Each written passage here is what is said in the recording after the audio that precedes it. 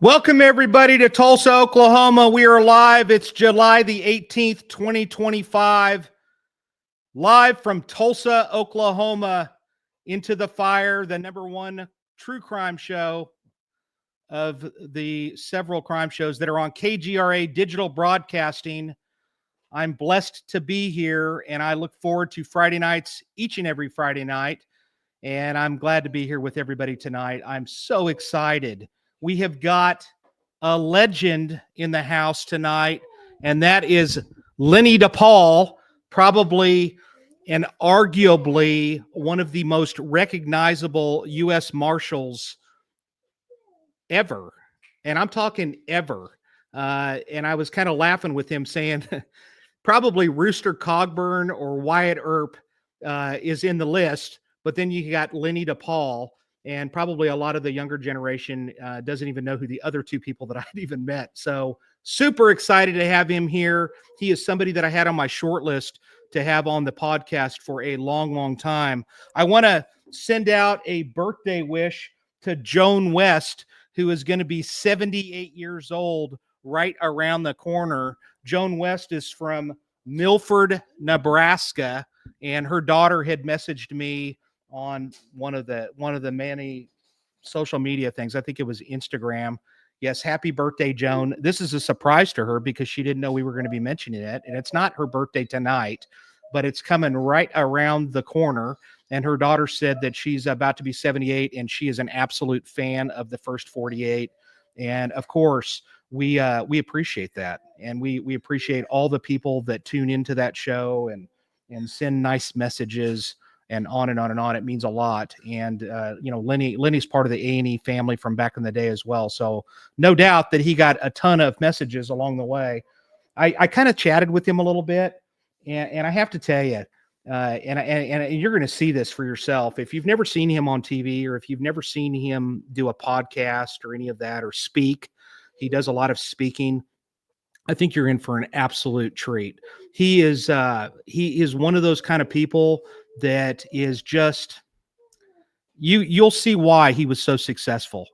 He's just got the ability to just deal with people, and it's just really something to see. And I think that you're really going to enjoy it. Let's talk a little bit about Lenny. Lenny DePaul, a native New Yorker, began his 34-year government career by joining the U.S. Navy, serving for 5 years of active duty.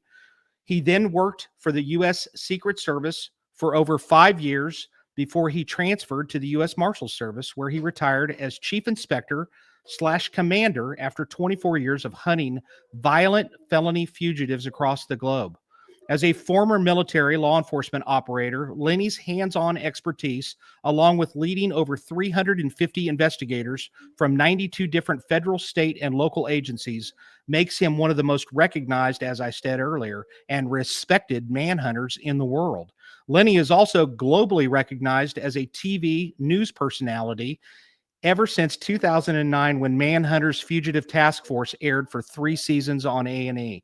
Lenny has appeared in numerous TV series, documentaries, and news outlets, all where Lenny's criminal investigative expertise is utilized. Lenny has participated and coordinated a wide range of professional training for federal, state, and local law enforcement professionals, along with assisting in training the U.S. military special operations forces. Lenny is a law enforcement icon, reality TV star, and advisory board member for several foundations, to include the U.S. Marshal Museum in Fort Smith, Arkansas, where I have spoke. Awesome. He is passionate about his involvement with the criminal justice community, bringing authenticity to the world of television within the crime space.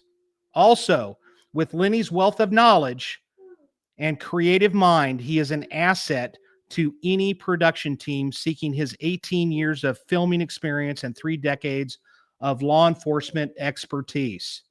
The guy's a real legend. That bio is just scrapes the surface. This guy was on the protection detail for Ronald Reagan in the White House. Here is a guy that grew up in an incredibly small town in the middle of New York, which is Utica, New York. Let's welcome Lenny to the show. Lenny DePaul, thank you, buddy, for being here. It really is an honor. You're a consummate professional and a good person all the way around. I can tell. First of all, you're too kind, Jason. Thank you for that wonderful introduction. That's probably the best introduction I think I've ever had.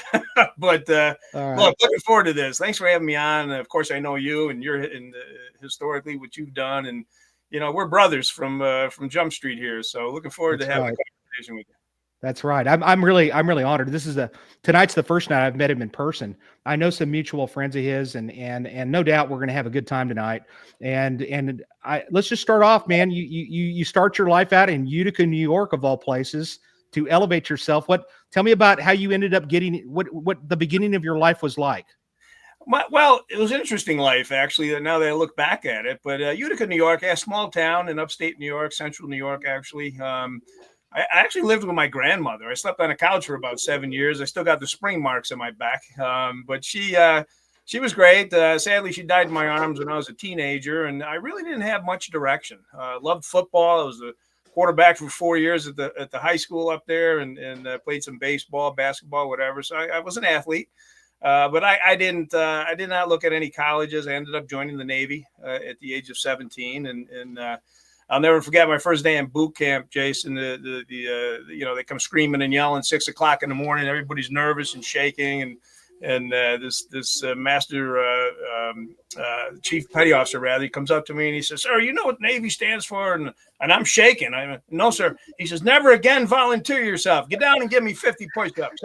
And as you know, they go on. But that was my welcome to the service. But 5 years active duty. I spent it all on the ocean. I was in an amphibious assault group. Was overseas for about a year and a half or so in the Philippines, home ported in Longpo City, and spent my whole career in the Navy on the West Coast. So California, San Diego, Long Beach, those areas. Yeah, and it was no joke either, Lenny. I mean, you were actually training hard with a bunch of Marines that were known today as Navy SEALs. Marine recons, Navy. It was on UDT, underwater demolition teams, Navy SEALs. Some pretty hardcore individuals, and thankfully they're on our side, if you know what I mean. So right. A good crew. I learned a lot in the service, and then I got out 5 years active. I'll never forget it. I got my sea bag over my shoulder. I'm walking down a pier in San Diego, and I turned around, looked at this huge ship, and I said, "Well, that was fun. Now what?" I had no idea what I was doing at that point. So after the military, you get out, and then from there, what kind of a job did you get immediately after getting out of the military, which led you into the world of law enforcement? I ended up working construction, actually, in the state of Maryland. A good friend of mine was down there. Long story short, I was doing a couple of different jobs. So I ended up doing siding, roofing, and whatnot. So I was at a fella's house. His name was Danny Cecere. He's responsible for my career. Great guy from Brooklyn, New York. He was an instructor at the Secret Service Academy, and we were putting in windows and a roof on his house. And we got into a great conversation, went back and forth. We just hit it off from Jump Street. And he said, "Well, you got a great background." And I said, "Well, what do you do, if you don't mind me asking?" He said, "Well, I'm in the United States Secret Service." I said, "What's that?" He said, "Well, we do a variety of things for protection of the president and vice president and so on. And then we do credit card fraud, forgery back then, that lovely stuff." So I said, "Well, it sounds interesting, but I'm an uneducated military guy." I said, he said, "No, listen, the uniform division of the Secret Service, there's no prerequisite for a 4-year degree." He said, you should apply. I think you'd be perfect for the job." He said, "In fact, I'll help you along." So I went about a year and a half before I heard back from them. And they, I got a call, I'll never forget it, on a Thursday from the recruiters. And she said to me, "I got good news and I got bad news." I said, "Okay." She said, "Well, the good news is you got the job. The bad news is you start Monday." So I put the phone down for about 2 seconds and got back on and said, "Where do I go? What do I do?" So that's how I started with the Secret Service. Oh, I can't hear you.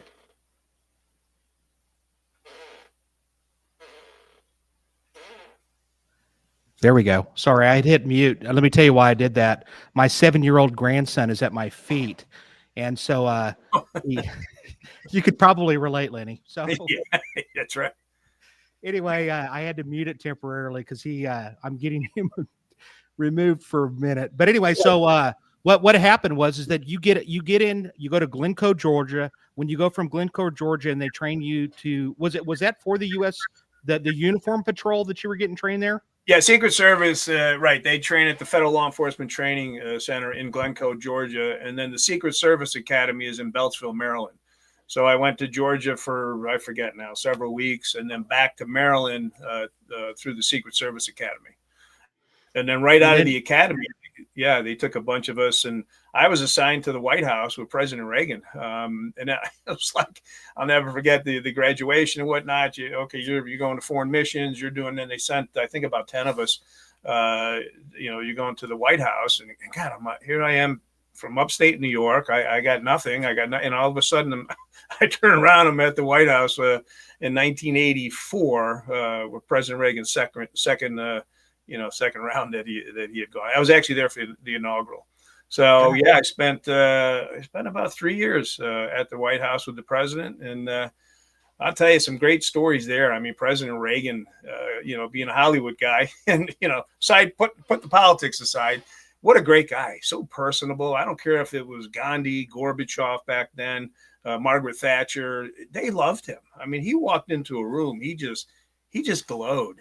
And I would purposely put in for overtime when a state arrival came in. Had a state would come in the morning, they'd take care of business and whatnot, and then at night he would have a state dinner, and he would invite who's who from showbiz, from Hollywood, and I would purposely put in for overtime to meet the Jimmy Stewarts and the Johnny Cashes, and there was one guy, and I'm going to pick your brain. Maureen Reagan, a family member, she's the only one that actually stayed in the White House. She actually stayed in the Lincoln bedroom. Everyone else did not, but there was one other person that had a family badge, a family pass to get into the White House, could come and go as he pleased. Who do you think that was? Well, Lenny, I do my homework. I'm a detective. Okay, so never mind. You know the answer. But I'll tell you what, and he's talking about Frank Sinatra. Yes. Which how did you keep from just how do you keep from smiling at some of these people, or at least acknowledge them and ask them? Were you allowed to even speak to them, or was that prohibited? No, sure. You were allowed. I wasn't one of those. I don't want to say it. I was not I like to have a conversation with people. I'm working one night, and it was in the East Colonnade. I'm not sure if you've ever been into the White House, but you come through the visitor center on the East Executive Avenue, you come through the East Colonnade, and he would host his parties in the state dining room, which is into the mansion. So I was on a post right at the end of the East Colonnade. The folks come through the metal detectors and whatnot. They walk to me, and then I allow them to go into the mansion, where the parties started.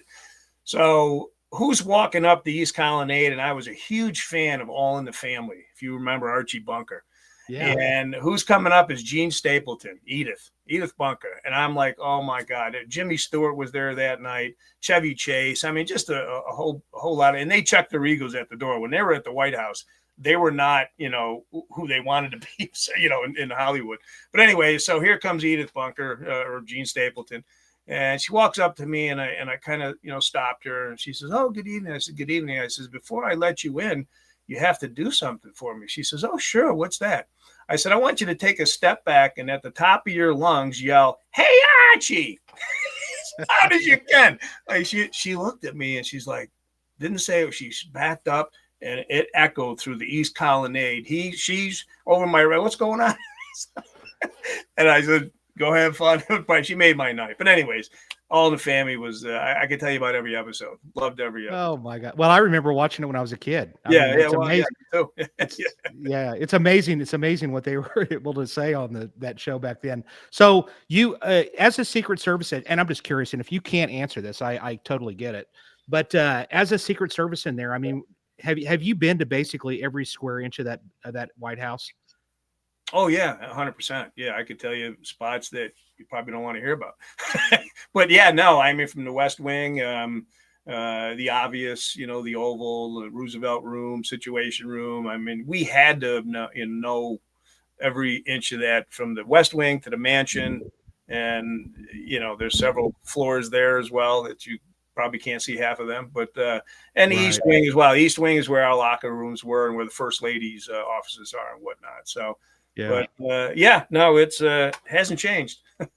Probably have even bowled in the bowling alley that exists in there. Bowling alley downstairs, the flower shop, it's all there. But what I'm kind of I want to say upset about, but sad about, when I was there, we kind of ran that place. I mean, there was no Jersey barricades on East and West Executive Avenues. You could come and go. You could drive in the South, behind the South grounds and whatnot, and on Pennsylvania Avenue. You can't get near that place anymore, and it's sad. I mean, I remember working 3 to 11 shifts and going out Georgetown or whatever, and meeting people and getting conversations. Hey, what do you do? I'm with the Secret Service. No, really? What do you? I said, no, I am. You want to take a tour of the White House? What? Midnight, we're walking through the West Wing, and this is the Oval. Yeah, take pictures, no problem. We just ran the place. No kidding. Oh, it's so different. It's crazy right now. That's crazy. I mean, that's pretty cool. I that's one place I have not been in Washington, D.C. Well, I've been to several of them I haven't been to, but I've been to D.C. a few times. That's a place that I definitely want to go to down the line, and I plan to one day. But here, so I'll hook you up. Oh, please. That would be awesome. Yep. So what was Reagan like? I mean, you hear just incredible things about him. Very personable. Like I said, forget about politics. I became good friends with Colonel Oliver North, and I'm sure you remember the Iran-Contra hearings and whatnot. Great guy. But he'd be in the middle of whatever, and hey, did you watch the game last night? Yeah, good game. They lost. Yeah, he's a big Orioles fan. So, but when he was in the Naval Bethesda Hospital in Maryland for the colon cancer, I worked midnights, and my post was right outside the recovery room door, and there's an extension on where he was recovering in his room, and I would sit outside, and Mrs. Reagan and Kathy Osborne was his personal secretary he had brought in from California. The CAT team, our counter assault team, would be on the stairwell, all garbed up with their long guns and ready to go, and I'm sitting there by myself, and Mrs. Reagan would come out. You want some pizza? Yeah, I would. And I'd wave to the guys on the stairwell, give them a thumbs up.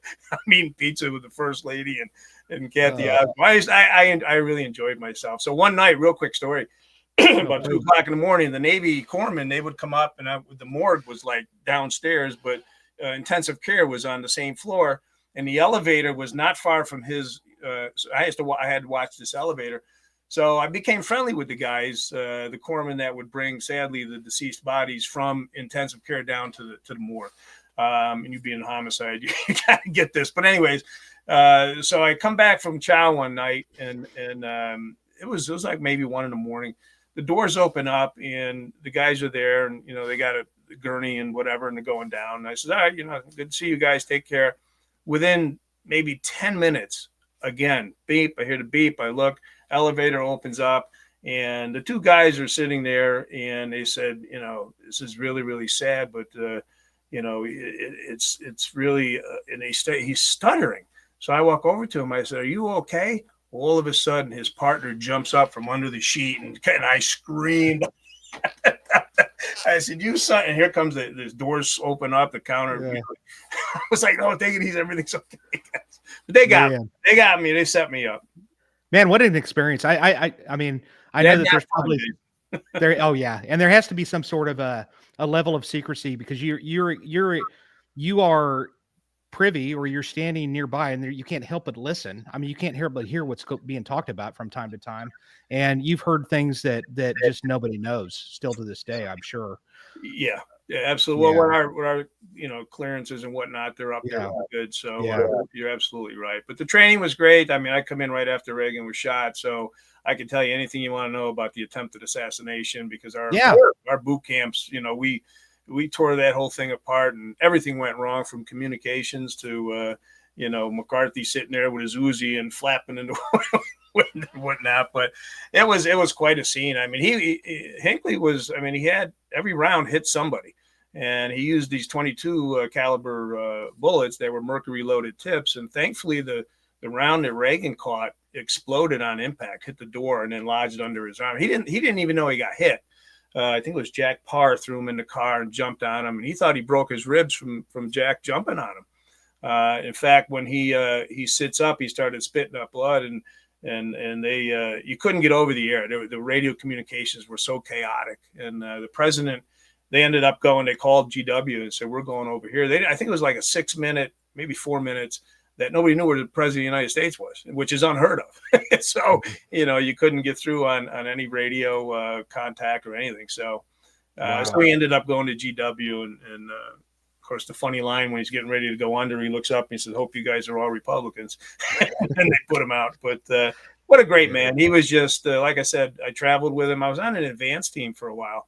So I would go out with the counter snipers, the counter assault team, K9, depending on where he was speaking, and we make the place sterile and close it up and wait for his arrival. And I had a riot. I mean, I went to little like Davenport, Iowa, and on the marquees, welcome President Reagan, Secret Service. I mean, it's such a prestigious agency. Why I transferred or asked for a transfer, I had a couple of colleagues went over to the US Marshals, and same thing. Hey, you got to come to the U.S. Marshals. We're in the fugitive business now. We're chasing people around the world.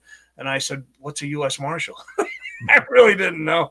And so I was convinced. I was able to get back to New York. So I went ahead and threw my name in the hat and was interviewed and did all the testing and whatnot. And my first stop was Brooklyn, New York, which was a nightmare. So you still had to do the testing and stuff when you're moving from one to the other, huh? Well, it's a little easier. Yeah, you're not applying from outside, so all the background, all the stuff is done already. Right. It was a little easier. It was almost a lateral transfer. It took me a few months before I was able to go. Probably about 6 months, I think. Yeah. So I ended up in Brooklyn, New York, the Eastern District, and that's where I started.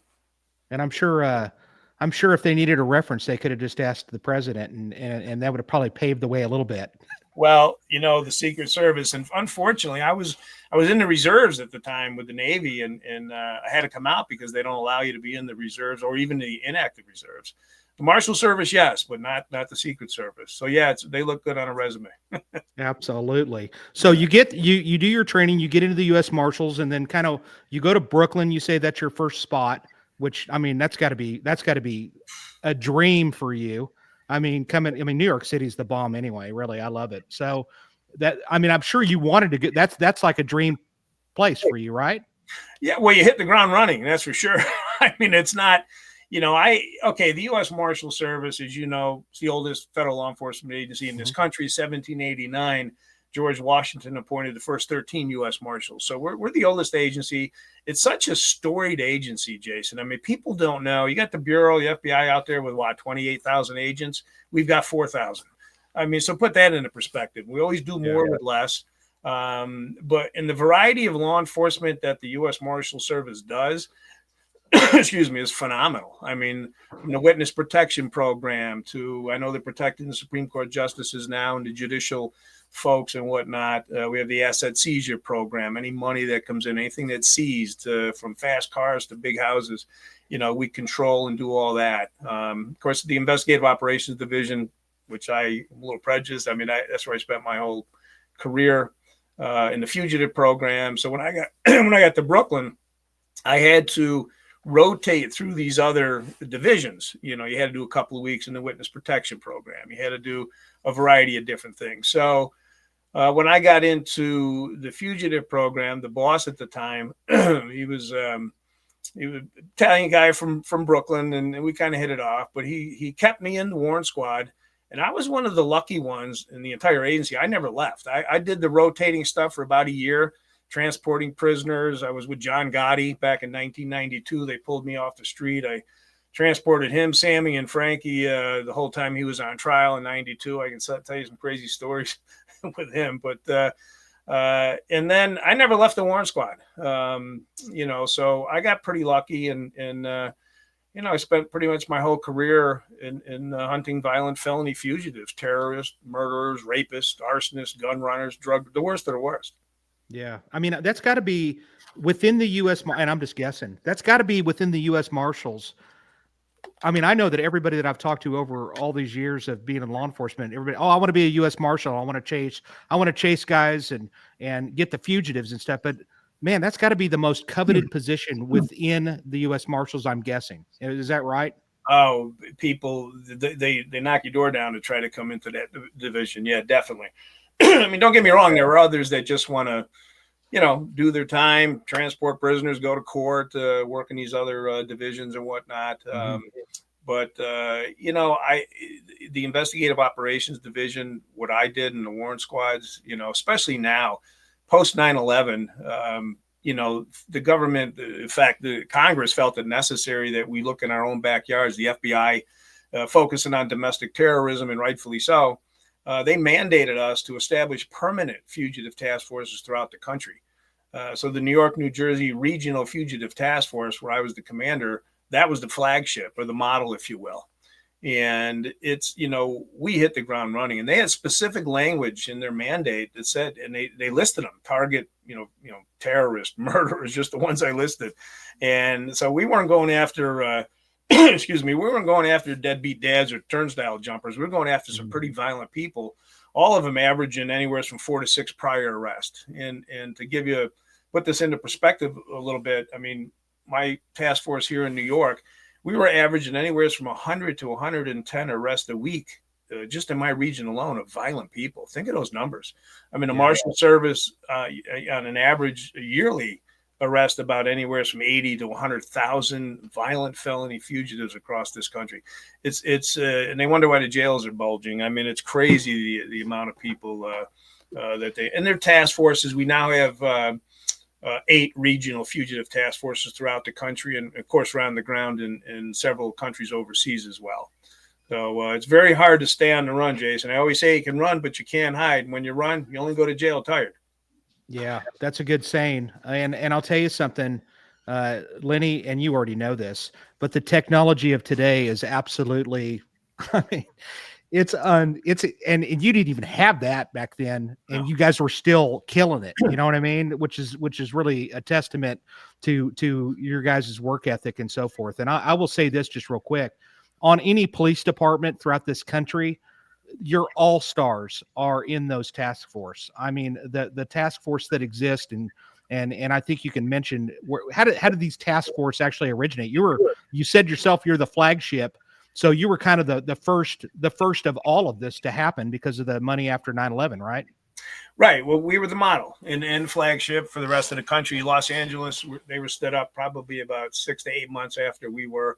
Chicago, DC area, Florida, Caribbean, the Gulf Coast. Now they're in the Carolinas. So they're, Lone Star in Texas. So they're we're all over the country right now. But it was, within the Marshal Service, like I said earlier, you kind of, if you worked in a district, even though you're in the warrant squad, they're going to pull you to do other things. I mean, I deployed for the Rodney King riots for 2 weeks out there. I was down in Hurricane Katrina for 3 weeks. When the shuttle crashed in Texas, we were down there picking up debris. I mean, so they use us for a lot of different things. So when Congress mandated the U.S. Marshals to establish permanent tasks for you, they can't pull you. I worked in New York and New Jersey was my task force, but I answered to Washington, D.C., our headquarters. I didn't answer to a local presidential appointed U.S. Marshals. There's 94 districts in this country. Every one of them is headed by a presidential appointed U.S. Marshal that usually comes and goes with the administration.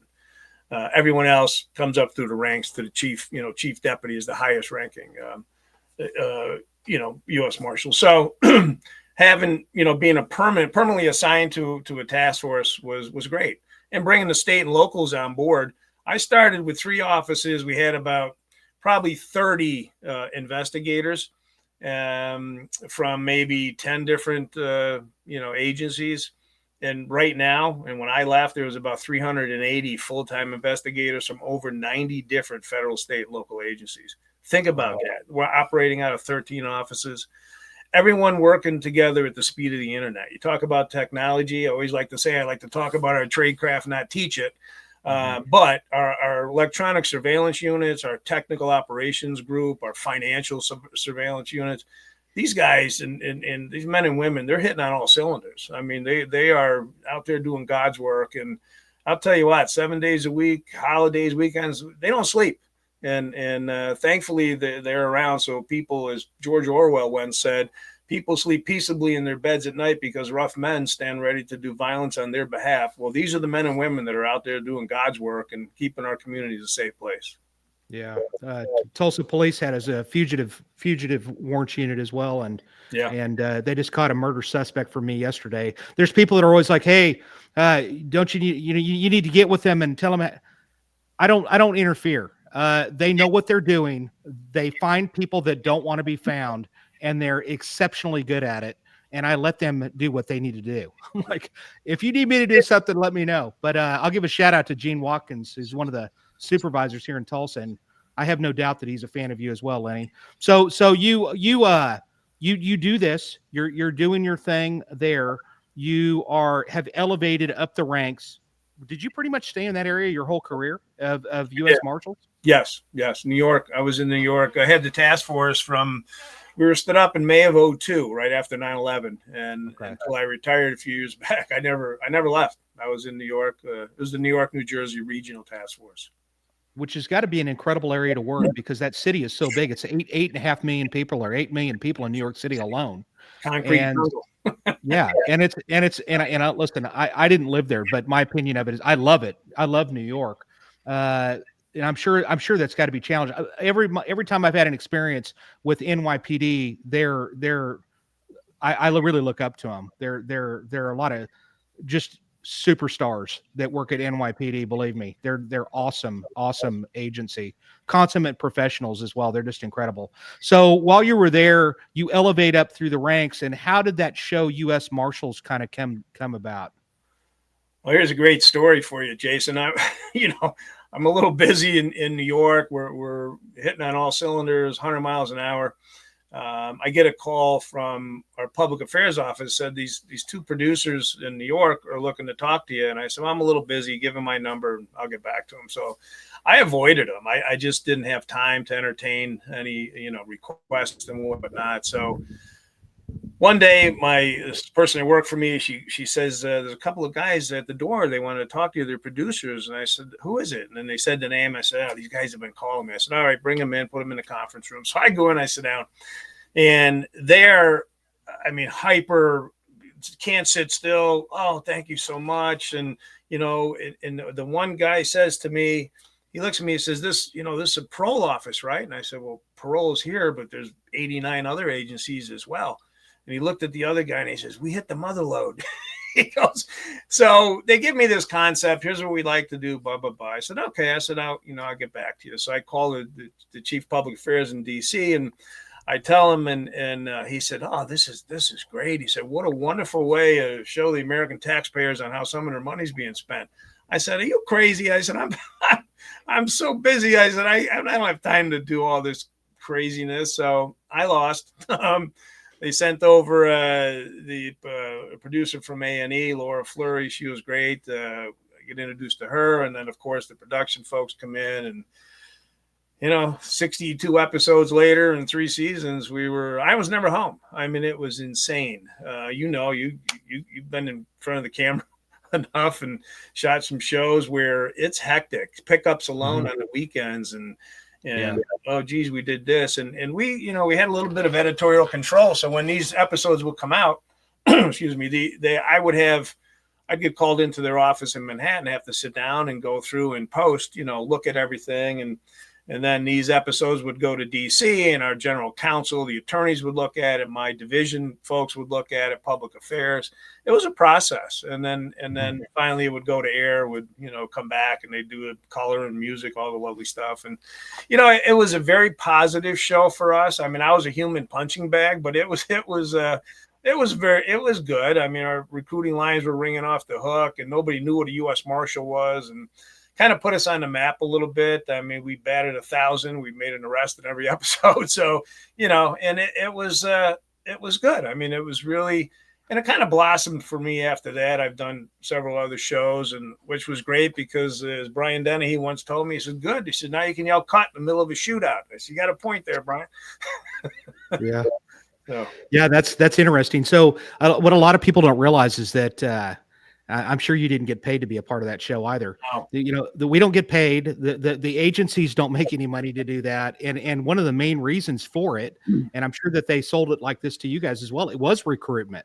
That's especially now. I mean, especially now with not many people really wanting to do this profession because of the media, their portrayal of law enforcement, so to speak. So yeah. So I'm also kind of a little bit surprised that, and I love the fact that the federal government and were interested in at least allowing this to happen. It was such a huge success. Are you surprised that it's never really returned, or is there a reason why it never did? They want to return it now. I've been on the phone with A&E and others, and fingers crossed, maybe we'll I won't be involved. Well, I will be, but not on camera, I don't think. But anyways, yeah, I was a little surprised. It's airing right now in 14 countries. It's funny because they're running reruns and being on television, it's, you can always tell when it's in reruns because somebody will pop up and say, hey, I recognize you from that show. So I'm saying, I must be in reruns again. But yeah, I'm a little surprised. I mean, it was, successful for the agency. And it was a positive show. I mean, look at, I would rather talk somebody down than we're not that Rambo, let's go shoot everybody up and kind of an agency. We're just looking for you and we don't care what you did. And let's all go home safe tonight, to include the bad guy. But, we had 5 camera crews. It was a hectic and busy time.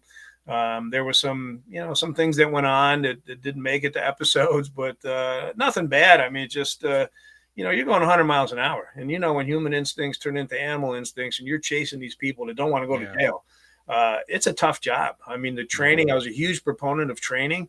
We trained all the time, close quarter combat, room clearing, weapons of efficiency. I mean, you got to be on top of your game. And coming from all walks of life, Jason, as you know, federal, state, and local, everyone's trained differently. So everybody needs to be on the same sheet of music. When you're hitting a place at dark 30 and you're going after a guy that just, committed a triple homicide, if you don't think he wants to kill you to go to jail, you better get another job. So, we've been in shooting, sadly. I mean, I remember it was 2012 or 13.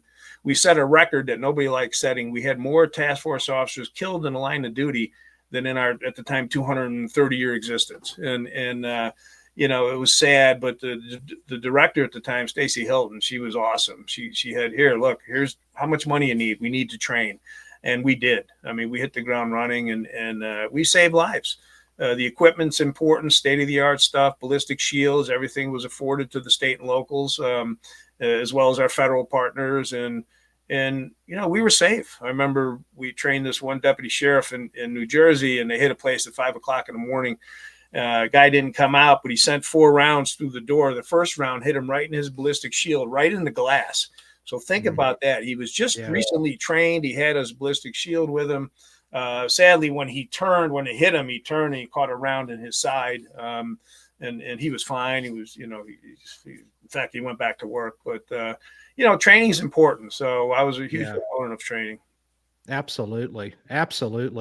And I personally, I got to tell you, just from my standpoint, the first 48's been on for a long time, over 20 years. And I'm shocked because you said something. You said that it was a positive experience, other than there was times when you're a punching bag. So, and myself too, I've gotten some of those comments here and there, but honestly, I'm shocked that police departments aren't jumping over themselves to be a part of it. All in all, it was 99% positive with the public. I mean, absolutely. I mean, Tulsa, we're a big city, but we've got a really good relationship with our community. And I think in large part, it has to do with that show, where it really, I mean, they see that we're actually real people and we actually really care. And it's kind of right. We're not the enemy. It's not, this whole defund the police nonsense that went on and whatnot. I remember doing the show season 1 and it caught on. People were watching, especially in New York. I mean, it was taking place in New York. And I would go into the Bronx or wherever, and at dark 30, and I'd have people come up. Hey, you're the guy from that show. Who are you looking for? Hey, this guy? Oh yeah, he's over. So I mean, it really was. I mean, it ended up being a very positive show for us. I don't think I had one incident. I was close once. I thought a guy was getting a little crazy at a McDonald's drive-through, but he ended up wanting to take a picture with us. But you've been there, done that. I get it. But police departments, the police commissioner, Commissioner Kelly here in New York, great guy. He loved us. I had 28, still do 28 detectives, 3 sergeants and a lieutenant on our task force. And, he was pulling back from other federal task forces, bank robbery task force and whatnot back in the day. But he left everyone as part of our task force. He loved us. And, we're the look at, we don't run to the microphone to announce the arrest of. We don't care. Look, mention us. Thank you. But we're on to the next 50 cases. I mean, these guys are holding 50, 100 cases apiece, violent people. So we're too busy for all that stuff. And it's just that we always do more with less. And it's such a great agency. And I'm honored to be was part of it because it's such a storied agency. So it really is. And you're a part of it for life, for sure. It's in your DNA.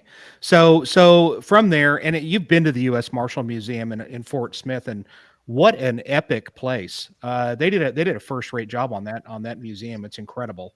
So, but anyways, I want to digress real quick. I want to mention just briefly, you said something about John Gotti, and there's kind of a funny story that I at least want you to mention about that, where you were kind of hanging out with him a little bit, transporting him and so forth. What is that story?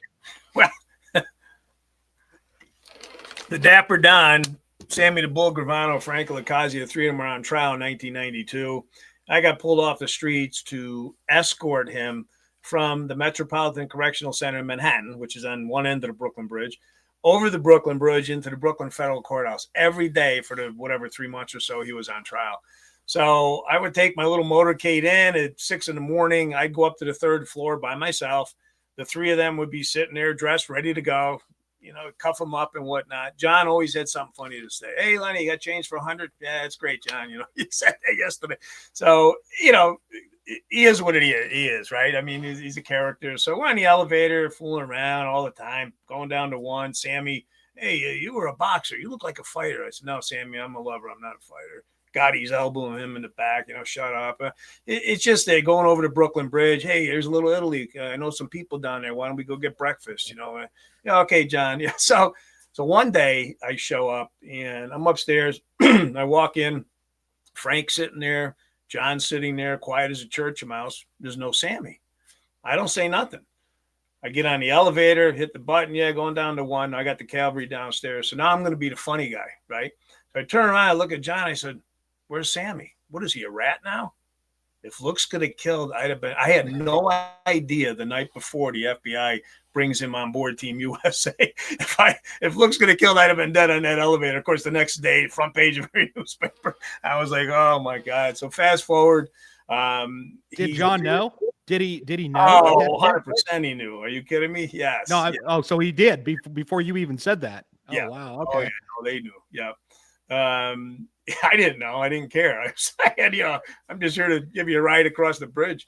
But so he's sentenced. He's convicted. He's sentenced. He's going to Merriam, Illinois, and then on to Colorado. He was supposed to. Sadly, he died in prison. But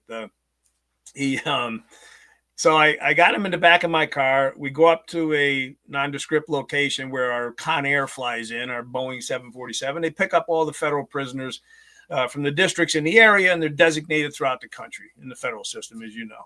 So John's in the back. We pull in. There's the bird sitting there. I said, John, sit still. Let everybody load. And he's quiet. He's not saying anything. He's not the funny. I guess he's figuring, okay, it's over. The Dapper Don, he's done. So the other districts load. We're the last one to get out. I take him by myself. We're walking up to the aircraft, and he's shaking like this, Jason. He sounded like the ghost of Christmas past. I mean, he was just, nervous as could be. And I kind of like, what do I say to the guy? Right. So we get up to the foot of the aircraft. I know the guy on board, Brian. Hey, here's John Gotti. Here's his medical records. So, what do you say? Have a nice flight. I don't even remember what I said to him, but I do remember I turned away. He took about 3 steps up the ladder, and I hear, hey, Lenny. I turn around. I said, yeah, John. He says, you think it's too late to say I'm sorry? That's the last I heard from John Gotti. You know why he was shaking? Not because where he was going. He never flew a day in his life. Really? He was scared to death to get on that aircraft. And that was by a family member of his. So, yeah, he always took the train. He never flew. He didn't care where he was going. He didn't want to get on board that airplane, but he was scared. Believe me, he was scared. You dealt with a lot of the mafia, probably individuals from every one of the 5 crime families there in New York City. What was your take about? I mean, how did they treat you in return? Most of them not bad. Most of them, the old timers, the old school guys. I had no problems with any of them. Sonny Francesi, I arrested him probably 8 times. I mean, he always violated his parole. Tommy Karate, remember Tommy Patera? I don't know if you remember. He had the mob burial grounds on Staten Island. What he would do is chop his victims up in a bathtub in his house, and most grotesque, crazy nonsense I've ever heard of. And he gets arrested. We were on 4th Avenue in Brooklyn. And, he called him Tommy Karate for a reason. He tried to fight, but it didn't last too long. So, but he was a sick guy. He'd be downstairs on a court visit, and I'd walk by, and he knew who I was. And Lenny, yeah, Tom, I miss my bathtub. And his eyes would go like this. And, so there's some of them are a little vicious, but crazy animals, if you will. But most of the old school guys, I was with Gigante, the Chin. He was in the hospital. I don't know if you remember him. He was the guy that got the rap. That he'd have his bathrobe on and an umbrella on a sunny day in Manhattan, and he was crazy. Genovese Capo, he was the boss in Manhattan. So I was with him in the hospital, and treated me like, again, it's reciprocal, right? I mean, I treat them with respect until something. Yeah. I'm out chasing somebody. If you hide on me, if you got a gun, you point it in my face, we're gonna, there's gonna be problems. Most of the time, I had one guy, he was playing, adult hide and seek, and his 3-year-old's in a crib, and he's pointing to the closet, and sure enough, he's in the closet with a gun, in his underwear. So you ride like you hide. He went to court in his underwear. Sorry, pal. I mean, you could have different, but most of the time, yes, we've been in shootings. Sadly, we've had people have been shot and whatnot, but that comes with the territory. Like I said, training is important, and we try to keep everybody safe and sound. Yeah, somebody was asking me if you handled anything with the Iceman or Kuklinski, and you probably did. You ever deal with him? No, I know who he is. No, I did not have any dealings. Somebody said, I think somebody asked me where I was on 9/11. That's a quick story for you. My daughter was 4 days old. My daughter was born September 7th, so I was actually on leave. I was home. It was Monday night. The Giants were playing the Denver Broncos, and I had baby duty. My wife was sleeping, and the Giants lost to Denver. I was upset. So I go to sleep, and the next thing I remember is my wife is shaking me, crying the next morning, and I thought something happened to our daughter, and I pop up. I said, "What's the matter?" She said, "A plane just hit the World Trade Center." I said, "What the hell are you waking me up for?" I'm tired. And she puts the television on. Here comes the second plane. My beeper is how old my pager was going off. House phone was ringing. And I kissed her on my daughter on the forehead. And I apologized for bringing her into this crazy world. And I was gone. I mean, went into the city.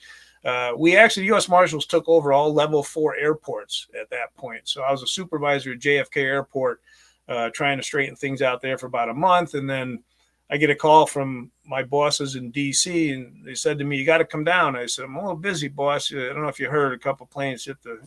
He said, "No." So he goes, "You need to come in. We got to meet some people." So I get scooped off in this blacked out van into the bowels of the Department of Justice, and I was right on to a military intelligence team, and they were now in the manhunting business, so they had to pick on somebody in the Department of Justice that chased people, and I was the lucky chosen one. So I was, not to discuss too much detail, but worked with a lot of great people. I mean, you talk about warriors,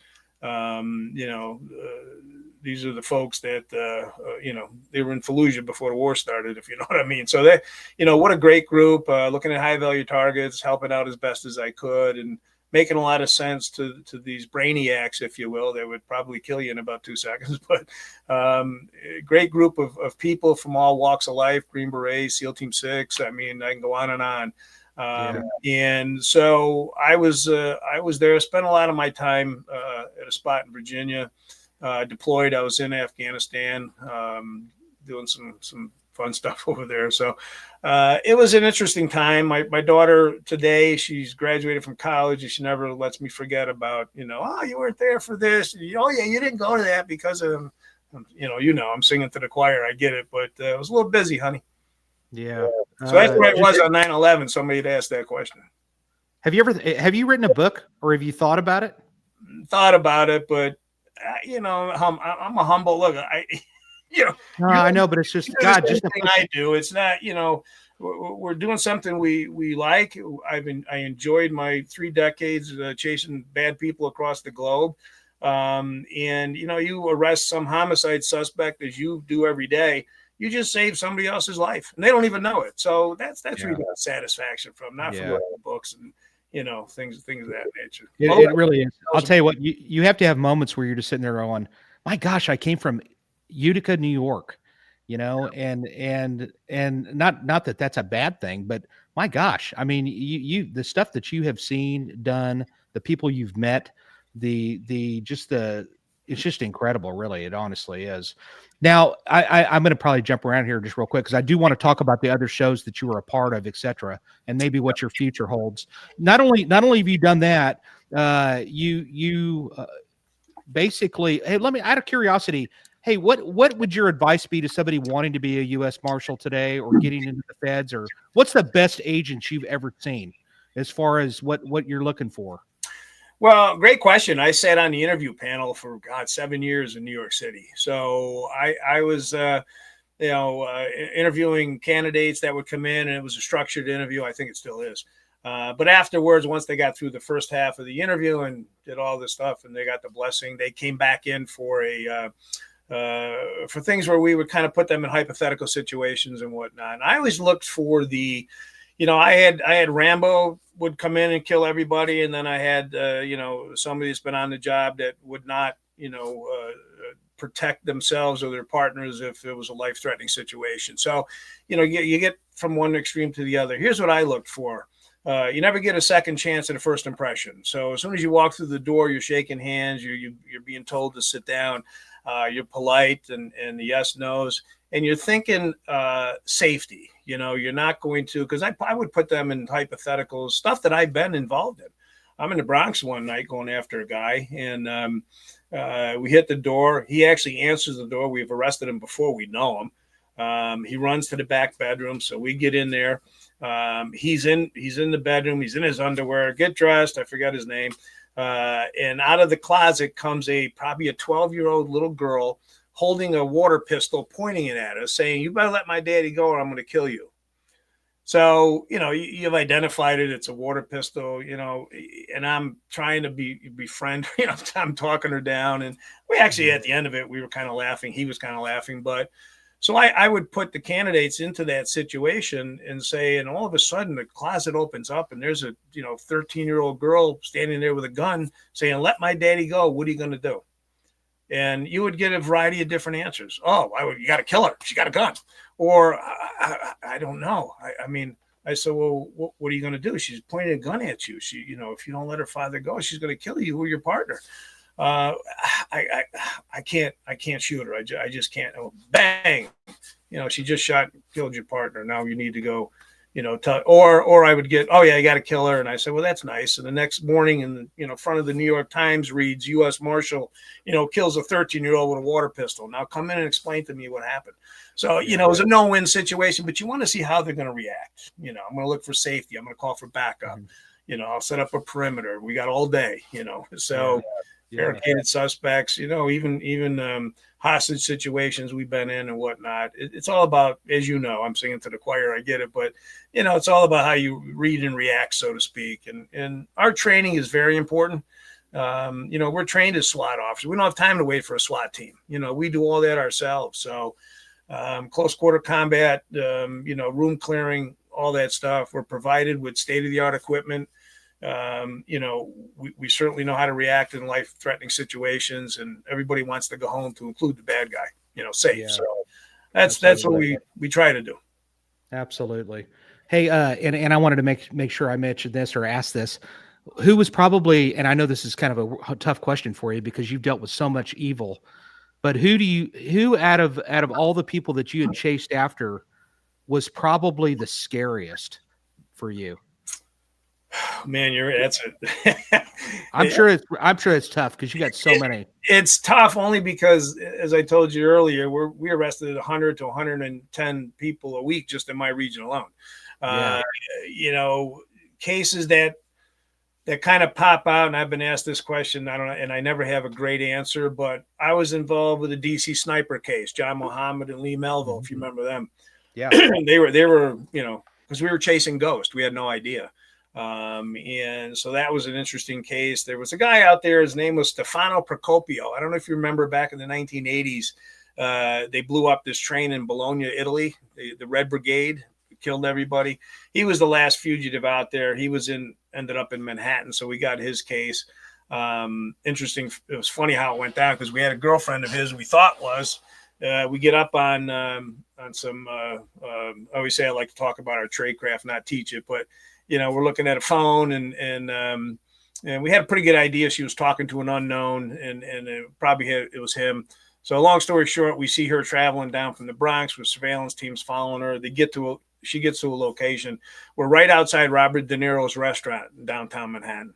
And sure enough, here he comes out with a box. And he was a positive ID. So, all right, let's take him. He actually had a gun on him. And so he went down without incident. And I turned around, and there was a crowd of people in front of the restaurant clapping. They thought we were filming a movie. It was like, no, it's, but anyway,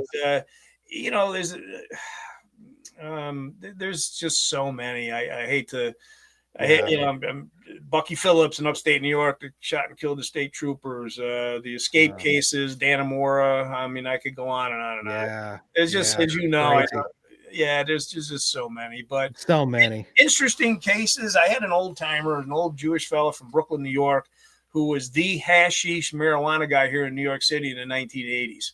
And I had his case for about 7 years. And there's not enough time in this program to tell you in detail how this thing went down, but what an interesting guy. His phone book alone was, if you can visualize, a tic-tac-toe board. And like in the upper left, it was 1 and 2, 3, and then in the middle, 4, 5, 6, 7, 8, 9. And he would use the lines like it was a backwards L, maybe a U, maybe a square in his phone book. And I'm like, what is all this gibberish? Once he was finally arrested and cooperated. But that was, it was his phone book. Like number 1 was here, 2 was in the middle, 3, 4, 5. But he was so sophisticated, sharp guy, covered his tracks. He was on the land. He was on the run for, I want to say 9 years. But wow. Yeah, he was, not to throw names out there because he, he's living in a different world. But interesting cases, some of them. And then, the New York Mafia folks, the mobsters, they're sometimes funny when you catch up to those guys. Homicide suspects. I had this one guy burnt a trailer down with 5 kids in it. I think 3 of them died. It's just crazy, crazy stories. We work all the DEA indictment warrants, the Drug Enforcement Agency. So we have an MOU with them. So we work all the indicted, narcotics cases. So you talk about, some heavy, not only cartels, but these paramilitary type groups and whatnot. We had a group in New York called the 40 Thieves. I mean, they played hardball. They were hitting post offices and banks, and I ended up in Costa Rica with one guy, and they tried to ambush us. We almost got killed over there, but that's a whole other story. But again, it's what you do for a living. I mean, it's not. I couldn't work a drug case. I couldn't work a homicide case. But when it comes to finding human beings, you get pretty good at it, Jason. When you do it for a career. So. Well, there's no doubt it's one of the most dangerous jobs that exist in law enforcement, period. You're chasing after the most dangerous people, period. No doubt about it. And like I said, they're the real all-stars. So you moved on from there, from that show. And did you end up, you just retired from that, from that must've been a difficult decision for you to retire, I'm sure. I actually retired early. I was at they wanted to pull me down to DC, and I said, no, I'm going to stop here. Mark Burnett, he does Survivor. You know him? Yeah. I know the name for sure. Yeah. Yeah. His folks had called me. They wanted to bring back, at the time, John Walsh was done with America's Most Wanted. So they wanted to bring that back. They asked me to host it. So I retired early. Now, 57 is mandatory retirement for federal agents. I don't know if you know that. So 57, they kick you out, which I think is, especially in today's world, it's too young. But so I left a little early, and then this whole defund the police and we hate cops thing happened. So he put the project on a back burner, and I got a call from a production company. He says, yeah, we're doing this show concept. They were just some recently released documents, about 900 pages from the FBI about Adolf Hitler. And, we're doing this show called Hunting Hitler. So I, being the smart person that I am, I said, isn't he dead? I mean, so, we ended up 3 seasons. I mean, I'll tell you what, Jason, I must have fell asleep in history class, because I was fascinated. My first stop in Berlin, where there's 91 miles of tunnels under the city of Berlin. It's just unbelievable. I tell you, those Germans, they can build things, man. These 6 foot, concrete, our bunker busters today wouldn't blow these things up. But just following his trail and what, the 3-year investigation. I work with Bob Baer. I don't know if you know Bob, former CIA. Tim Kennedy, former Green Beret, MMA fighter, good guy. Had some pretty good folks on our team. And I was fascinated. I was down in Chile. What was his name? Walter Roth invented the mobile gas chamber, killed 160,000 people. The story behind him, and interviewing folks in their 90s that just want to talk. I mean, they just want to tell their story. And I was just taken back. I had chills. I mean, you walk in the footsteps as, Adolf Hitler, you got to give the devil his due. He was a forward thinker, even though he was out of his mind. But the end of the day, the body they had that was rolled up in carpet, supposedly kills, shoots himself in his head. Eva Braun, takes a cyanide pill. Mm-hmm. It wasn't him. He had 9 body doubles. The one they had was 4 inches shorter than Adolf Hitler. We sent the pathologist to Russia. They've got the skeleton remains with the bullet holes. They allowed him to test it, and he came back to a 35 to 40-year-old female. They threw the guy out of the country. So they didn't even have his remains. So did he get out? Yes, he did. He ended up in South America. He lived about 6 years after the war. And we believed Eva Braun lived to like almost 2000. So, fascinating story. If you're bored, Hunting Hitler, I think History Channel still airs the 3 seasons. So I did that. And then, let me ask you. Yeah, go ahead. You said Eva Braun lived to probably 2000?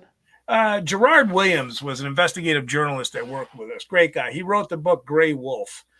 Sadly, he died a year ago from cancer. Great guy. He knew anything you wanted to know about Hitler and the folks around him. We called Who's Who in the Zoo. We looked at everybody.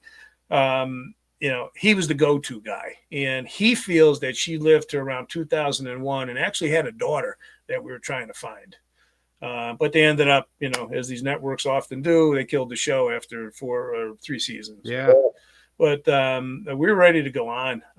Interesting how he got out and whatnot, but I don't want to bore you to death with the No, I think it's fascinating, actually. The whole thing, and I did watch several of those episodes back when you were airing them, and I it was fascinating. Just the amount of all the construction that they did and stuff like that. As far as, didn't they have like they built things and stuff like that? What countries are we talking about in South America, like Uruguay or Paraguay or what? He ended up in Bariloche in Argentina. Argentina was a big spot for a lot of Nazis.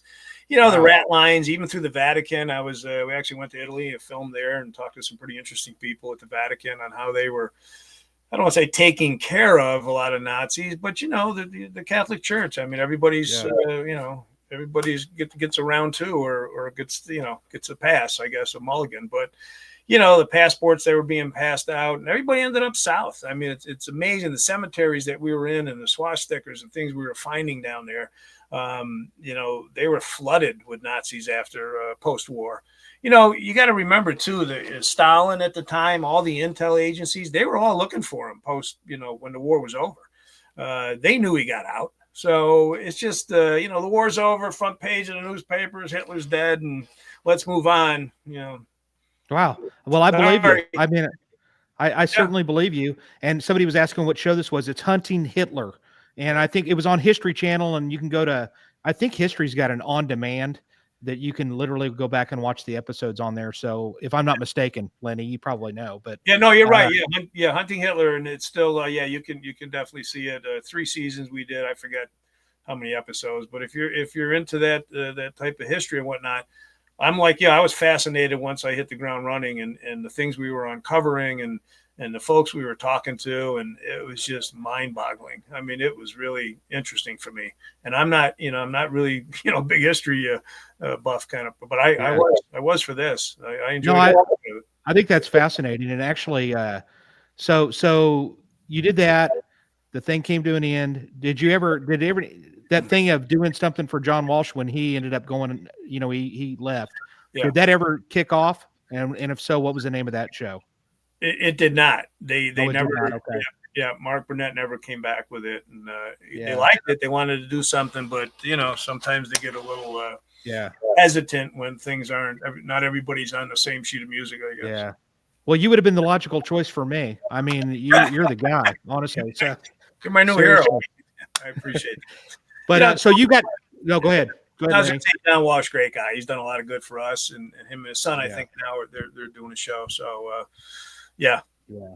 You also a little bit of an entrepreneur. You started a business called O Dark 30, which is for clothing, tactical clothing, and what else? What else do you guys sell there? Amanda, throw that website up for them.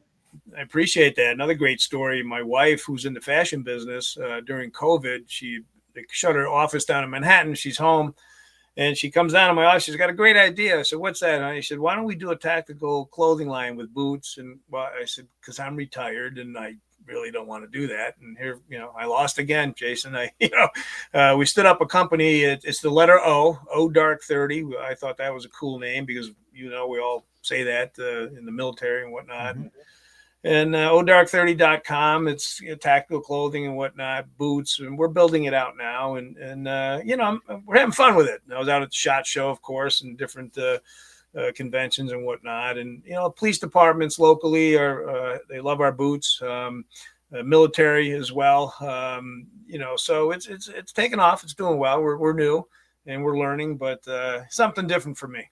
I never knew what went into standing up a business. There's a lot of moving parts, and we haven't worked for the government for 35 years. So, yeah. Well, I applaud you for giving it a shot. I have no doubt that it's probably top-notch stuff. And odark30.com, check it out to the listeners, and especially if you're law enforcement, he's got stuff out there that I'm sure it's the best of the best, and it's probably just really well-made stuff. And give it a shot. And also, you're a member of the Las Vegas Speakers Bureau, probably other speaking things too, where people can find you, and they can find you to speak. I'm sure keynote speak or different conferences, etc. And that's something that you're still interested in doing, and you're still a part of that, right? Yes. No, I am. A lot of schools. I get a lot of calls from colleges and whatnot. So, it's interesting because criminal justice majors, a lot of the cybersecurity stuff and whatnot. I try to stay in my swim lane, but, and you said it earlier, there's police departments that do a variety of different things. The US Marshals, we get involved with a bunch of different law enforcement, jobs, if you will. And everybody wants to be in the hunting human beings, investigative operations division. And you know what? I don't blame them. I mean, it's a great job. I always said it's the best job in law enforcement. I'm not making cases. I'm not sitting on trial for 6 months. No offense to you, homicide folks that you're still working, but you got a tough job. I mean, you got a much tougher, job than I do. I'm chasing human beings. I mean, it's really, we call it adult hide and seek, but and there's skill craft. I mean, there's things that you need to do as a fugitive investigator that investigators that do other things really. And like I said earlier, I couldn't do a DEA case or a bank robbery case. Homicide, I wouldn't know the first thing. But when you're trained like our folks are to find human beings when they don't want to be caught, you become pretty good at it because you do it you're doing it every day. So Yeah. it's a great job, especially in areas like here in New York and bigger metropolitan cities. These people, they try to hide in plain sight, and it's kind of comical, some of the cases you work, and you think by having like 5 throwaway phones that you're safe, and we're so way ahead of the curve on this technology. And our tech guys, we're training the military in a lot of these areas, which is awesome. So Yeah. it's good stuff. It's evolving as we speak, technology and whatnot, but we do stay ahead of the curve with all that stuff. So Yeah. So, Dark 30, if you need Lenny, if you're looking for a speaker, there's some of his clothing line right there. If you're looking for a speaker, I don't know how you could miss with him. I mean, he's got all kinds of things that he could talk about. He would definitely entertain your people. And I love that, man. I'm on to tell you the truth, Lenny, I'm on the committee for the homicide investigators of Texas, and that's saying something, buddy. I'm an Okie, and they've got me a part of it. I was supposed to mention this at the beginning, and I forgot. So if you're law enforcement and you're still here, and you better be here because he's somebody to listen to. But we've got our conference coming up in March, so consider us, and maybe we'll consider you, Lenny, for down the line and have you come and speak at that. That would be awesome. The other thing I wanted to just briefly, because I know we're coming to an end here, is there anything else that you really want to talk about that I don't care what it is, but I'm sure that you've got great things. You've got so many stories, man. Is there anything that I have missed or something that really we need to? I do have a question. You got anything in the works right now that you're even allowed to speak about? Because if you're not allowed to speak about it, we'll keep it off under the radar. I mean, I got 2 NDAs going, a couple of different projects that I can't say, can't give away the candy store, but Jay, I stay in my swim lane, Jason. The crime space is coming back, thankfully, on television. My wife will sit in bed till 2:00 in the morning and watch cop shows, and I'm like, honey, please, I mean, enough. They love watching true crime. I get it. I mean, it's interesting stuff, but nothing. I mean, actually, I'm consulting. I can tell you this on the new Yellowstone project that's coming out, a spinoff of Yellowstone.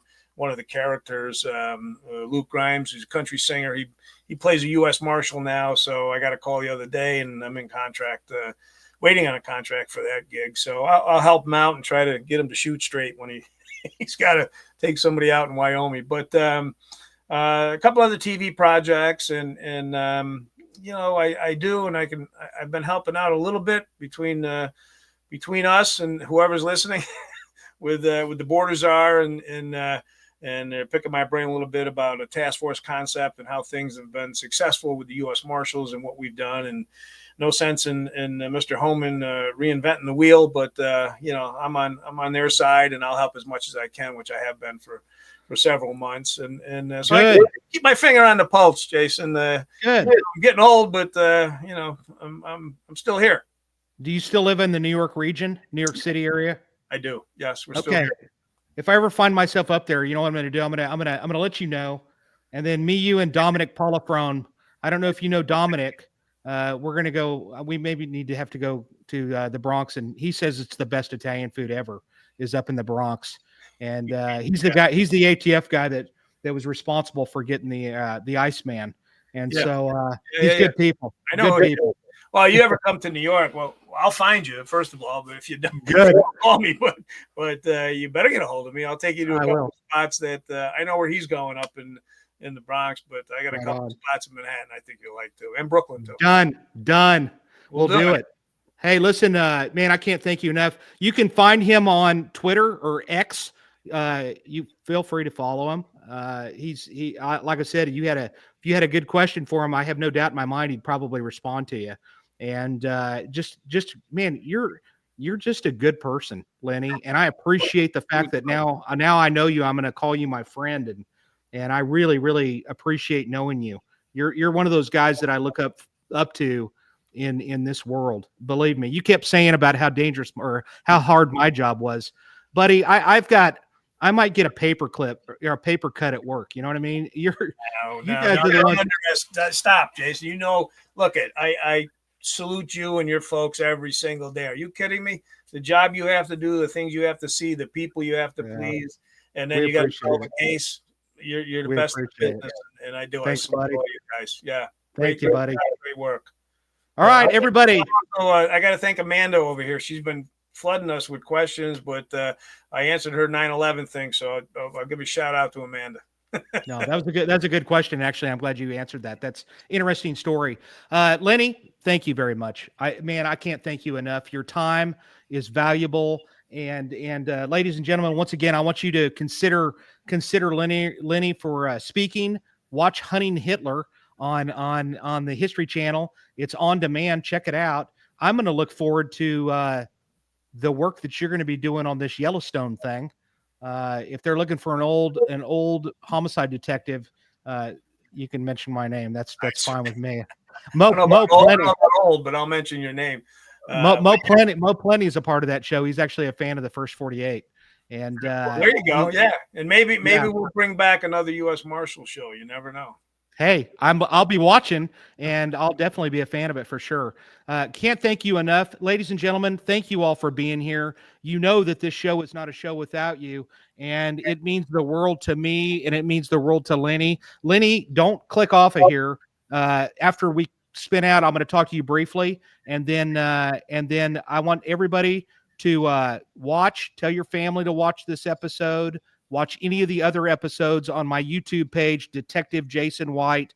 We've got 58 other incredible episodes. I'm going to send you a link of this, Lenny, when we're done. Please and like I said, ladies and gentlemen, thank you again, everybody. Next week, I'm working on it, but we'll have an epic guest. I'm kind of in the middle of getting them to agree. We're going to get them on here. It'll be great.